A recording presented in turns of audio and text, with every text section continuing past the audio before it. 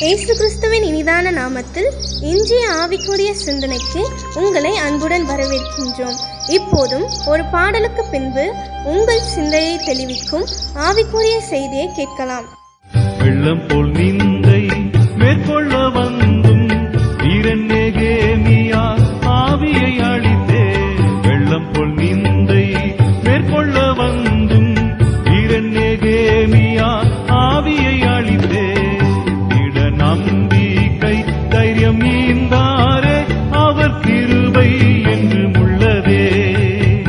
இட நம்பிக்கை தைரியம் ஈந்தாரே அவர் கிருபை என்றும் உள்ளதே. தேவ கிருபை என்றும் உள்ளதே. அவர் கிருபை என்றும் உள்ளதே. அவரை போற்றி துதித்து பாடி அல்லேலூயா என்றார் பரிபோ. அவரை போற்றி துதித்து பாடி அல்லேலூயா என்றார் பரிபோ. எவரையும் அசட்டை பண்ணாத நம்முடைய ஆண்டவராகிய இயேசுவின் இனிதான நாமத்தினால் உங்களை வாழ்த்துகிறேன். இந்த நாள் நம்முடைய ஆவிக்குரிய சிந்தனைக்காக நெகேமியாவின் புஸ்தகம் 4ஆம் அதிகாரம் 3ஆம் வசனத்தை நான் வாசிக்கிறேன்.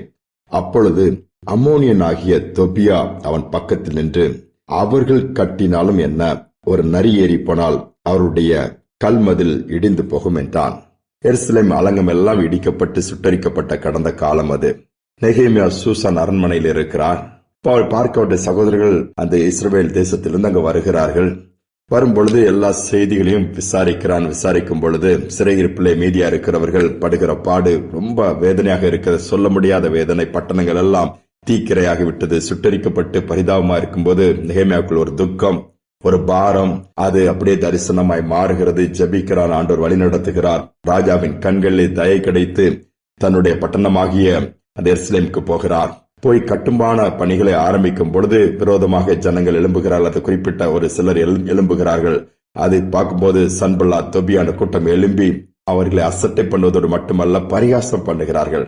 நீங்களா இது கட்டி எழுப்ப போறீங்களா, இதுக்கு உயிர் கொடுக்க போறீங்களா, இது சரியாக்க போறீங்களா, அதுதான் நாசமா போய் கிடக்குதுன்னு சொல்லிட்டு நிறைய வார்த்தைகளினால் அவர்களை காயப்படுத்துகிறார்கள். அவங்களை ரொம்ப அசட்டை பண்ணி அவங்களை இன்னும் சோர்ந்து போக பண்ணுகிறார்கள். அவர்கள் சோர்ந்து போகவில்லை. அதே நேரத்தில் தான் ஒருவர் சொல்லுங்க, ஒரு நரி ஏறி போனா போதும், இவங்க கட்டுற அந்த கல்மதெல்லாம் விழுந்து கிடக்கும் என்று சொல்லுகிறார்கள். ஆனாலும் அதற்கு நெகேமியா கட்டு வேலையை ஆரம்பித்த ஜனங்கள் சோர்ந்து போகவே இல்லை. 52 நாளில் அதை கட்டி முடித்தார்கள். கர்த்தர் கிருபை கொடுத்தார். அநேக நேரம் நாம் செய்கிற வேலைகளா இருக்கலாம், நம்முடைய குடும்பத்தின் சூழ்நிலைகள் இருக்கலாம், நம்முடைய வாழ்க்கையில் நடந்த வேதனையான சம்பவங்களாக இருக்கலாம். மற்றவர்களை பார்க்கும் பொழுது அற்பமாக எண்ணலாம், அசட்டை பண்ணலாம், ஒருவேளை பரிகாசம் கூட பண்ணலாம். இவங்கெல்லாம் ஒரு ஆளா, இதெல்லாம் ஒரு குடும்பமா என்று சொல்லி சோர்ந்து போக கூடாது. அநேக நேரத்தில் அங்குதான் நாம் சோர்ந்து போய் விடுகிறோம். மற்றவர்களாம் இப்படி பேசுறாங்க, இப்படிப்பட்ட ஒரு நிந்தைக்குள் நம்ம இருக்க வேண்டுமா, அப்படிப்பட்ட ஒரு அவமானம் நமக்கு தேவையான்னு சொல்லி பிள்ளைகள் நிமித்தமா வருகிற அவமானங்கள், அல்லது குடும்பத்திலே யார் மூலமாக வருகிற அவமானங்கள், அல்லது தரித்திரத்தினால் வருகிற அவமானங்கள் சொல்லி தங்கள் வாழ்க்கையை முடித்துக் கொள்ளுகிறார்கள். இல்லை, வேண்டவே வேண்டாம். இப்படிப்பட்ட பாதையில கடந்து போகும்பொழுது கர்த்தர் அதை பார்க்கிறார். நாம் அசட்டை பண்ணும்போது அதை பார்த்து நம்ம அவர்கள் கண்முன்பாகவே உயர்த்துகிறார் என்பதை நாம் மறந்துவிடக் கூடாது. ஒரு அருமையான கம்பெனி, இந்த கம்பெனியில பலர் வேலைக்கு சேர்ந்து வேலை செய்கிறார்கள். அதிலே ஒரு புதிதாக ஒரு நபர் சேர்கிறார். கொஞ்ச நாட்களாக அவர் நல்லா வேலை செய்து கொண்டிருக்கிறார். அப்போ அவர் எல்லாமே புதிதாக இருக்குது. ஆனாலும் உண்மை உத்தமா வேலை செய்ததுனாலே எல்லாருக்குமே பிடித்து போய்விட்டு அதில் குறிப்பிட்ட ஒரு நபருக்கு எரிச்சல். வேணடா நல்ல பேர் வாங்கிட்டே இருக்கிறான்னு சொல்லிட்டு ஒரு நாள் கூப்பிட்டு, நீங்க பொழைக்க வந்தவன் தானே, நீ என்ன பெரிய ஆளா அப்படி சொல்லி, இவருக்கு ஒண்ணுமே புரியல. நம்ம எந்த தப்பு பண்ணலையே, இவர்கிட்ட சண்டைக்கு போகலையே, இவருக்கு வாண்டடா கூப்பிட்டு என்ன இந்த மாதிரிலாம் திட்டுறாருன்னது இவர் உள்ள உடஞ்சிருச்சுது. ஆனாலும் ஆண்டவர் சமூகத்துல வச்சுட்டு, ஆண்டவர் நீங்க பாத்துக்குங்கன்னு விட்டுட்டாரு. தொடர்ந்து வேலை செய்தார். நடந்தது என்ன தெரியுமா? கர்த்தர் இதை பார்த்து அந்த நிந்தனையின் பாதையில கடந்து போன அந்த சகோதரனை உயர்த்த ஆரம்பித்தார். நல்ல ஒரு பொசிஷன்ல டாப்புக்கு கொண்டு வந்துட்டாரு. இவரை நிந்தித்த அந்த மனுஷன் இவருக்கு கீழே கை கட்டி நிக்க வேண்டிய, சீனியரா இருந்தாலும் அந்த ஜூனியருக்கு கீழே கை கட்டி நிக்க வேண்டிய நிலைமைக்கு கர்த்தர் கொண்டு வந்து விட்டார். இன்னைக்கு நாம் அநேக நேரம் இங்குதான் தவறு பண்ணுகிறோம். யாரை நீங்க அற்பமா எண்ணீர்கள் என்று சொன்னால் நீங்கள் அற்பமான நிலைமைக்கு தள்ளப்பட்டு போய் விடுவீர்கள். அதனால எந்த சூழ்நிலையிலும் இந்த சிறியரில் யாரையும் அற்பமா எண்ணாதங்க, அசட்டை பண்ணாதங்க ஆண்டவரும் சொல்லுகிறார். மேன்மையாக பார்ப்போம்.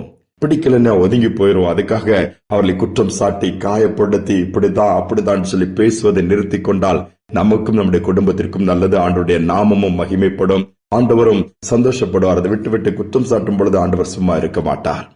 அநேக நேரங்கள் தான் நாம் தவறு செய்கிறோம். யாரு பேச்சிலையோ மற்றபடி டிஸ்கஷன்லயோ எதுலயோ குற்றம் சாட்டாதபடி அற்பமா எண்ணாதபடி நம்மை காத்துக்கொள்வோம்.